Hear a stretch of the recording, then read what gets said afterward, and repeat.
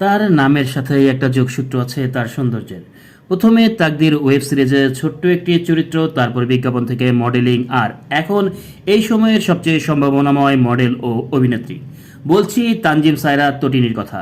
দেখতে আকর্ষণীয় চেহারার অধিকারী তটিনী নিরীক্ষাধর্মী অভিনয়ের মাধ্যমে অল্প সময়ের মধ্যে দর্শকদের মনে স্থায়ী আসন তৈরি করে নিয়েছে। বিশেষ করে ইয়াং জেনারেশনের কাছে তটিনী তাদের ক্রাশ একজন অভিনেত্রী। আজকে আপনাদের জানাবো তানজিম সায়রা তটিনীর জীবন কাহিনী ও অজানা তথ্য।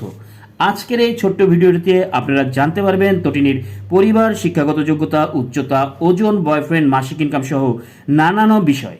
আপনি যদি তটিনীর নাটকের ভক্ত হয়ে থাকেন তাহলে অবশ্যই ভিডিওটিতে একটি লাইক দিয়ে চ্যানেলটিকে সাবস্ক্রাইব করুন।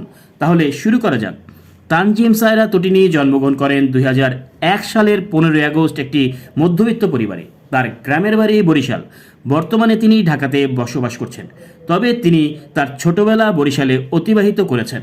তটিনীর পুরো নাম তানজিম সায়রা তটিনী। ভক্তরা তাকে ভালোবেসে সুহাসিনী বলে ডাকে, কেউ বা আবার কল্পনা বলে ডাকে। মিষ্টি চেহারার এই মেয়েটি ইসলাম ধর্মের অনুসারী। তটিনী তার শিক্ষা জীবনের বেশিরভাগ সময় কাটিয়েছেন বরিশালে।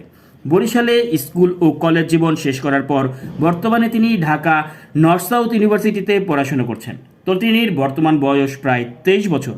পরিবারে বাবা মা ছাড়াও তার এক ভাই রয়েছে। তটিনীর মূলত মিডিয়ায় কাজ করার কোনো ইচ্ছে ছিল না, তার ইচ্ছা ছিল ডাক্তার হবার। তিনি ঢাকাতে আসেন মূলত মেডিকেলে পড়াশোনা করার জন্য। মূলত প্যারাশুট হেয়ার অয়েল বিজ্ঞাপনের মাধ্যমে তটিনীর মিডিয়ার যাত্রা শুরু হয়। তারপর হইচইয়ের আলোচিত ওয়েব সিরিজ তাকদিরের ছোট্ট একটি সাংবাদিকের চরিত্রের মাধ্যমে মিডিয়ার সংশ্লিষ্ট মানুষের নজরে আসেন। তানজিম সায়রা তটিনী মিডিয়ায় নিয়মিত কাজ শুরু করেন 2021 সাল থেকে।